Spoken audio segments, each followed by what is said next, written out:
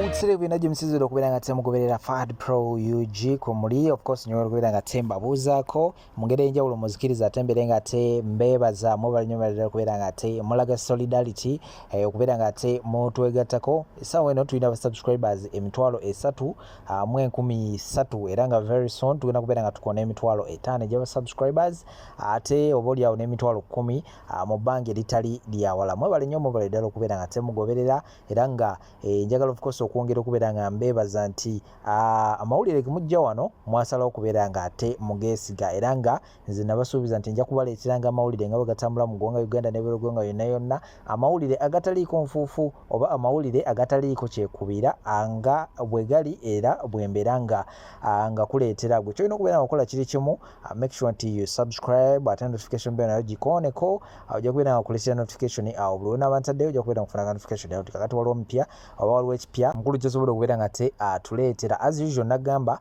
video gwe kasita okuwona mu video awo kyosookerako ddala beera nga te olikinga sharingirako abalala ate tubeere nga tutambula mu ffenna sooka mbere nga te ndowooza nsimbula ne video ya Eddie Kenzo waliwo ka video kenyera okubeera nga tenkuterawo awo ine ekifo kimu kyeyabaddemu era nga yabadde akola training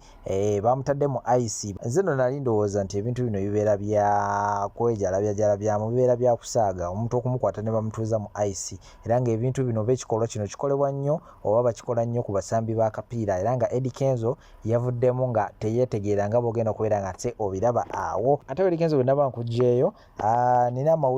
amawulire simanyi gwogenda gatwala otyo ogenda gatwala nti malungi oba mabi era nga gano gakwata ku speaker Anita Among oluvannyuma lwa UK gavumenti ya UK okubeera nga te eba ebibugagga bya Anita Among byonna speaker kubeera ddala ku mayumba essente empya n'enkadde ezibadde mu ggwanga eryo twaddamu kulaba ekiwandiiko ekyenjawulo okuva mu ggwanga ery'e Dubai oba United Arab Emirates nga bagamba nti speaker wano nawo alinawo omusimbi omuyitirivu billions and billions of money era nga nazo tuzikutte tezigenda kubeera nga ate zimuddizibwa kakati nomunaaye olunaku olwaleero essaawa ng'emu eyise United States of America ekulemberwa omwami Joe Biden bayisiza ekiwandiiko ekyenjawulo nga speaker Anita Among wamu ne bbaawe ne ba officials abalala bengenda okubeera nga tekusomera mu kiwandiiko kino babataddeko envumbo era nga buli kyabugagga kyonna oba ssente oba kyabugagga kyonna ky'omanyi oba kye bamanyi bo bennyininyini kye balinayo mu ggwanga eryo kigenda kubeera nga kiboyebwa era nga amawulire ag'enjawulo agavaayo galaga nti tebagenda kubeera nga tebakkirizibwa kuddamu kubeera nga balinnya ku ttaka lya America ate America bwekuteekako sanction kitegeeza ne Canada naye beekuggaliddeyo kubanga America erina ensi ez'enjawulo zeekolagana nayo so ebyo biva side eyo ekiwandiiko kino kambere nga tenkikuyitiramu mpolampola nga sinaba kubeera nga teekutwala mu ka video. The United States of America has today announced new sanctions olongenza ku page ya mukulu Bobby Wine era nga bwekutegeeza waggulu awo atandise agamba nti the United States of America has today announced new sanctions against Anita Among for engaging in serious corruption as Speaker of Parliament. Also, the sanctioned Amos Rugolobi, Agnes Nandutu, and Mary Goretti Chitutu. Bano nno be bamu ku baali abeenyigira mu kutwala amabaati agali gagenda okubeera nga tegatwalira mu kitundu eky'Ekkalamojja. Wano wansi yengeddeko n'agamba nti very significant, the United States of America has also announced sanctions against Lieutenant General Peter Errell, the immediate past Deputy Chief of Defense Forces who commanded the killing of over 150 Ugandans in Kasese in 2016. We welcome these sanctions and appreciate the government of the United States of America. Listen to the cry of the oppressed people of Uganda. It has been our call to the civilized world not to keep a blind eye to the impunity by the Museveni regime. We hope more individuals and organizations responsible for suffering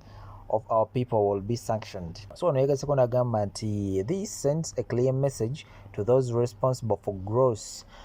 violations of human rights, those responsible for the plunder of our national resources, that yes, today they control all institutions that should be holding them accountable, but are not far from accountability. What omukulu Robert Kyagulanyi Ssentamu bwe yategeeza era wansi wonna ateekawo n'ebifaananyi by'abo abateekeddwako envumbo kuva eri mu United States of America. Tell still about omubaka ono oba Speaker Parliament Anita Among. Kinajjukirwa nti olunaku lwaleero President Museveni yakedde n'abeera nga atabako ekiwandiiko kyayise ekyenjawulo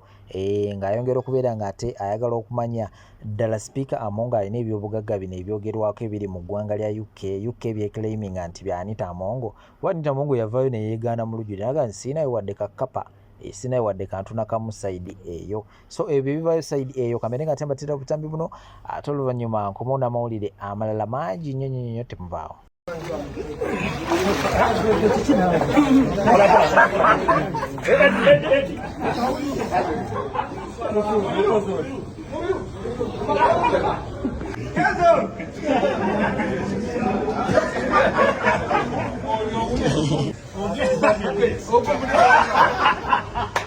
Kakati gano ge mazima goyinza obuteetaaga kuwulira. Naye kubanga tetulina kyakukolera weetaaga okugawulira oba oyagala oba toyagala. Bw'oba waweebwa contract oba nga walyako ku ssente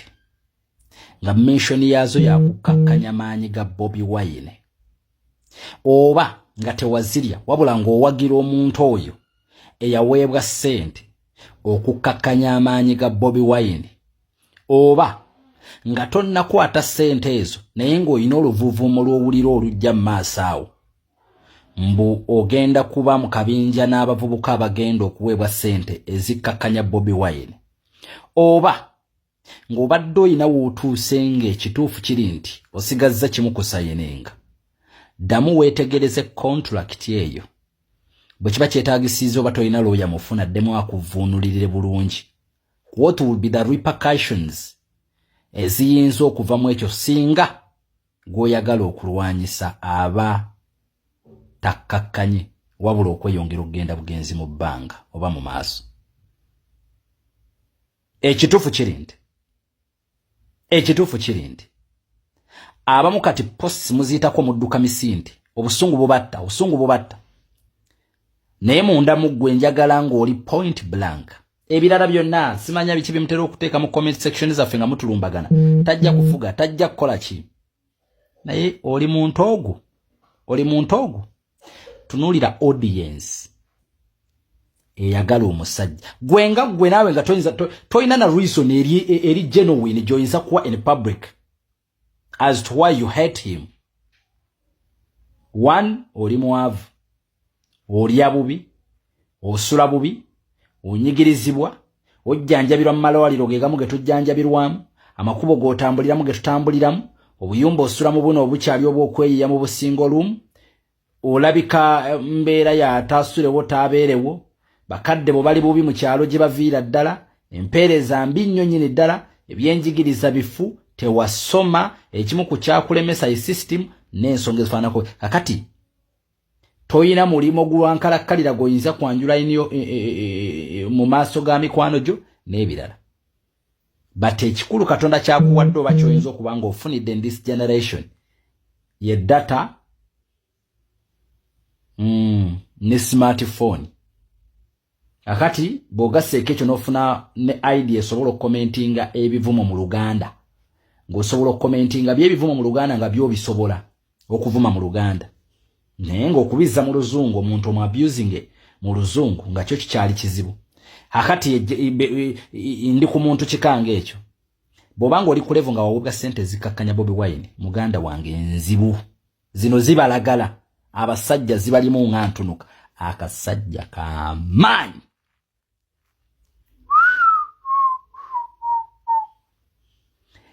Currently mu ggwanga Uganda tewali alina following, tewali alina population y'abantu emukkiririzaamu on ground level kubanga emwaniriza bweti nga Ssentamu Kyagulanyi Bobi Wine. Hayi mukwano gwange ojja kufiira mu firimu zo simanya tiimu gonde smart tiimu gwiso bikoze bitya nga negwe muwagira naye olwaleero bw'atuula n'akkakkana walaba bino agambala baddest. Assalamu alaikum warahmatullahi wabarakatuh. Ompuzana ndamu enna balamusizaako nnyo. Ndi wano okwebaza abantu b'emukono. Naddala maama Nambooze ne muli mama Yuni n'abakulembeze mwenna ab'emukono ababadde mu nteekateeka z'okulaba nti omukulembeze akyalako mu bitundu byeyo mwebali nnyo mulimu gwe then